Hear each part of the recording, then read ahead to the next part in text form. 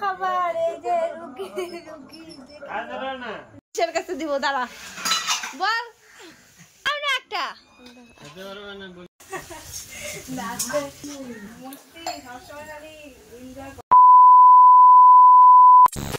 Hello everyone, good morning, welcome back to our channel. আমি মেরিতা আবারও চলে আসলাম নতুন একটা ব্লগ ভিডিও নিয়ে, নতুন একটা হ্যাপি মোমেন্ট নিয়ে। আশা করি তোমরা সকলেই ভালো রয়েছো অ্যান্ড তোমাদের ভালোবাসায় আমিও বেশ ভালো রয়েছি। তো সকালবেলা উঠেই আমি এখন যেগুলো বাসি কাজ রয়েছে সেগুলো কমপ্লিট করছি।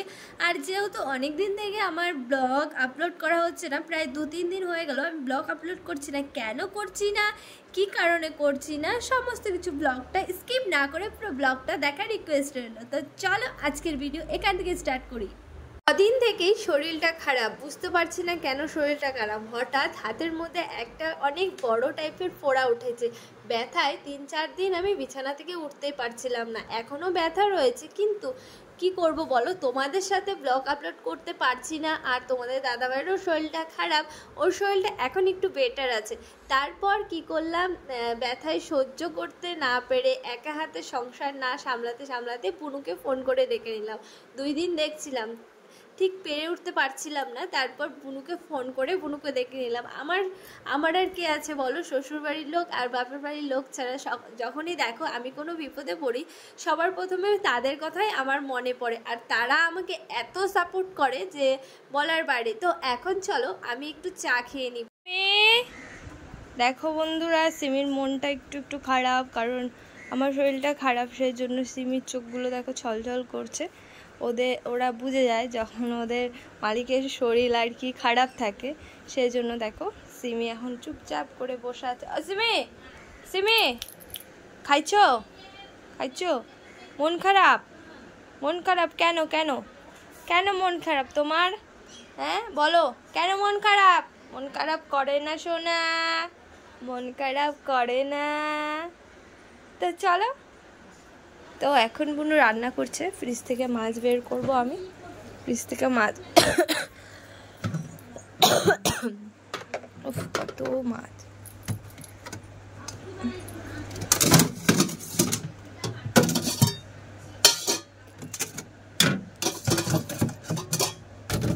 জল হয়ে গেছে।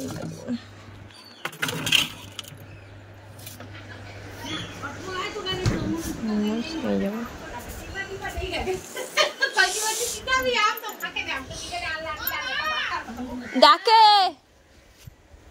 কিসের জন্য রাখিস? নিরামিষ তরকারি পুরা লাগছে।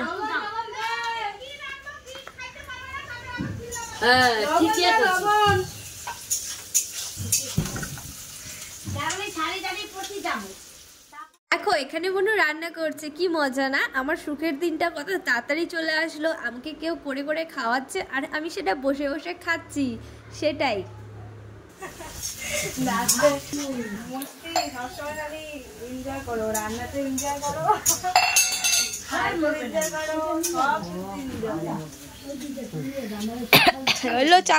ও নাকি রান্নাও করছে আর অনেক মজাও করছে, বাট এনজয় করছে। তো এটা আমার শাশুড়ি, এটা আমার দিদা শাশুড়ি, আর ওখানে শুয়ে আছে ঠাকমা শাশুড়ি।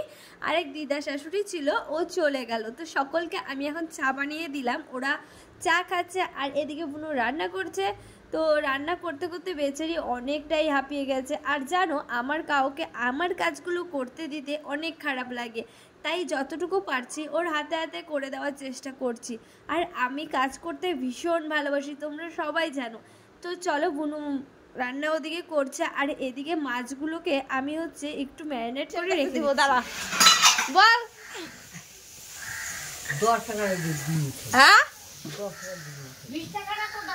দেখেন বন্ধুরা, এই যে পাগলি পিসি আসছে আপনার বাড়ি। ঠিকই তো,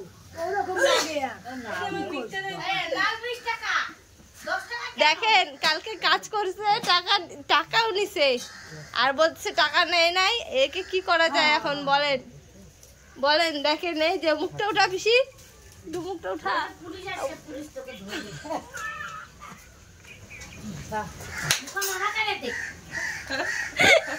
বল এবার বল, কি বলবি বল। বল কি বল আমার শাশুড়ি কি করছে বল। হ্যাঁ কি করছে, মিথ্যা কথা বলছে আমার শাশুড়ি। তোমরা ভাবছো এটা কে? এই পিসি আমাদের বাড়ি অনেক দিন থেকে, আমার বিয়ের আগে থেকে এই পিসি মার সাথে কাজ করে আর কি, মার হাতে হাতে কিছু কিছু কাজ করে যায়। এই পিসিটা কিন্তু একটু পাগল আর কিন্তু মনের দিক দিয়ে অনেক ভালো, আমাকে খুবই ভালোবাসে। তো ওকে আমি একটু খ্যাপাচ্ছিলাম, আর মা নাকি ওকে টাকা দেয়নি কাজ করার পর, সেটাই ও এসে বলছিল। 2000 years later. তো আমি আর ব্যথায় সহ্য করতে না পেরে কোনো ভিডিও ক্লিপস নিইনি, ঘুমিয়ে পড়েছিলাম। ঘুম তো আসেই না, এত পেন হচ্ছে। এই ফার্স্ট টাইম আমার এরকম ফোড়া টাইপস কিছু হয়েছে। তারপর বিকেলবেলা একটু সবাই মিলে চা খেয়ে তারপর আমি বসে পড়েছি এখন মেহেন্দি পড়াতে। যেহেতু কোনো কাজ করছি না, হাতের প্র্যাকটিসটা তো রাখতেই হবে। তো গাইস এতক্ষণ একটু মেহেন্দি পড়াচ্ছিলাম, এখন হাতটা একটু ভালো হয়েছে, ব্যথাটাও কমছে। তাই ভাবছিলাম বাড়ি বসে বসে বোর হচ্ছি, তো মেহেন্দিটা পড়ালে হাতের প্র্যাকটিসটাও হবে আর হচ্ছে হাতের ফিনিশিংটাও আসবে আর স্পিডটাও বাড়বে। মেহেন্দিতে যত স্পিড তত ক্লাইম। তো সেই জন্য আমি এখন বসে বসে মেহেন্দি পড়াচ্ছিলাম, তোমরা দেখলেই আগের ক্লিপসটাতে। তো এখন তার ফাঁকে একটু চা খেয়ে নিচ্ছি, নিকিও চা বানালো। তো এখন আবার নিকিকে একটু মেহেন্দি পরিয়ে দিই, আর ওর মেহেন্দিটা পড়াতে পড়াতে ওর উঠানো হয়ে গেল, উঠানোও শেষ। তো চলো তোমরা কন্টিনিউ ব্লগটা দেখতে থাকো। আর হ্যাঁ, যারা যেখান থেকে আমার ব্লগটা দেখছো, কেমন হচ্ছে না হচ্ছে, আমার প্রোফাইলটা যেহেতু নতুন, তোমরা একটু আমাকে শিখিয়ে দিও। তো চলো। কি নিয়ে আসছো? কি বড়া? কি বড়া?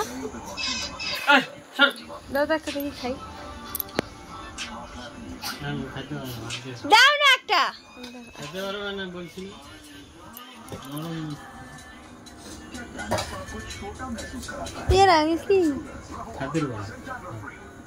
তো মেহেন্দি পড়ানো আমার কমপ্লিট হয়ে গেছে। তারপর খাওয়া দাওয়া করে তোমাদের দাদা ভাইও চলে আসছে অনেকক্ষণ আগে কাজে থেকে, তোমরা আগের ক্লিপসে দেখতে পেলে।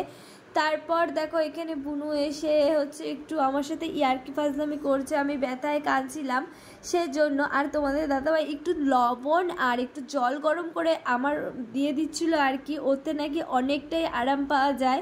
দেখো পুরো ব্যথায় একদম পুরো কাবু হয়ে যায়। ব্যথাটা এমন একটা জিনিস সবাইকে একদম কাবু করে দেয়, আর সেটাই। চলো, এত সুন্দর এত ভালো ভালো মানুষ পেয়েছি আমার বিপদের সময়, আমার এত হেল্প করে, এত সবাই আমাকে অনেক অনেক ভালোবাসে। আর তোমরা আমাকে আশীর্বাদ করো আমার সংসার যেন এমন করেই ভরে উঠুক। তো চলো, আজকের ব্লগটা আমি এখানেই এন্ড করছি। যদি ব্লগটা ভালো লেগে থাকে অবশ্যই কি করতে হবে, লাইক কমেন্ট অ্যান্ড সাবস্ক্রাইব করতে হবে। তো আর যারা যারা আমার ব্লগটা ফেসবুক থেকে দেখছো, অবশ্যই প্রোফাইলটাকে বা পেজটাকে ফলো করে রেখো, যাতে আমার ভিডিওগুলো সারার সাথে সাথে তোমাদের কাছে নোটিফিকেশন চলে যায়, তোমাদেরকে এক্সট্রা করে সার্চ করে দেখতে হয় না। তো চলো, আজকের ব্লগটা কেমন লাগলো?